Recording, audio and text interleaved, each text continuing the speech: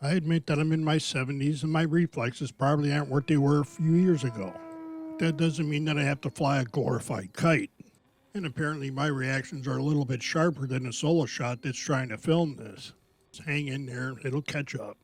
A big reason the Flex Innovations Cessna 170 is so popular is the flight envelope, which is huge. The folks at Flex Innovations designed the Cessna to be a simple, easy to fly plane, or it can be an animal in the air. For those of us lacking the big budget, having a plane like the Cessna that's capable of so much means we get a lot more fun at the field.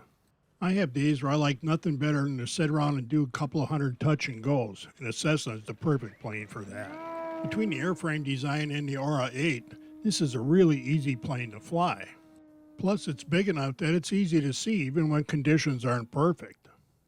One of the things I loved about the first generation Cessna was how easy it is to fly with rudder.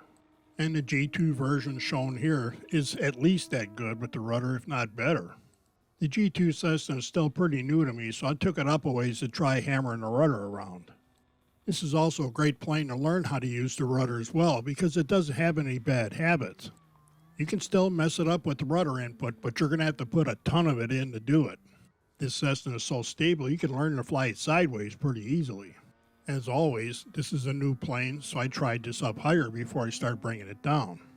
Most high-wing planes suck at trying to do elevators, but the stability of Cessna, once again, makes it easier to do. It does take a little practice to get used to how slow the Cessna will fly and still be stable. But the Cessna is great for doing touch and go, so it's a fun plane to learn on. On days when you want a little more excitement, the strength and agility of the Cessna makes that fun also. Making a wide open pass on a runway fakes out a lot of people and a solo shot. They just don't think it's that fast. Then after that fast pass, you can get off the gas, slow it to a walk, and come in and do another touch and go.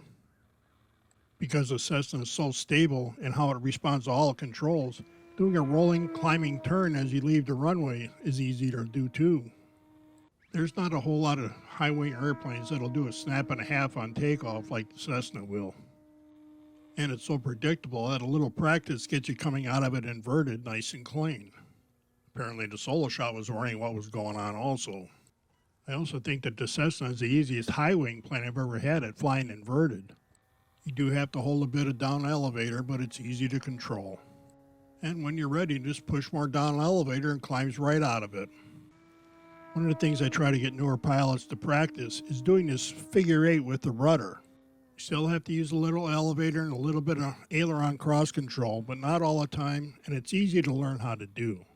The Cessna also flies knife edge with virtually no coupling if you can learn not to use too much rudder. Use just enough rudder to keep it level, and the Cessna feels very locked in. At our flying field, the best approach to the field under some wind conditions is to come at the runway at an angle, get over the runway, and then use the rudder to just turn it down the runway and settle it in. The Cessna does that easily. There is one thing that the Cessna won't do, and that's prevent me from being stupid at the end of 6 flights. My radio was telling me I was out of time, so I decided to land downwind, and got caught. The main reason I didn't tear nothing up there is that the Cessna handles so well at lower speeds. I had it fully stalled and saved it. But then I knew it was time to go home.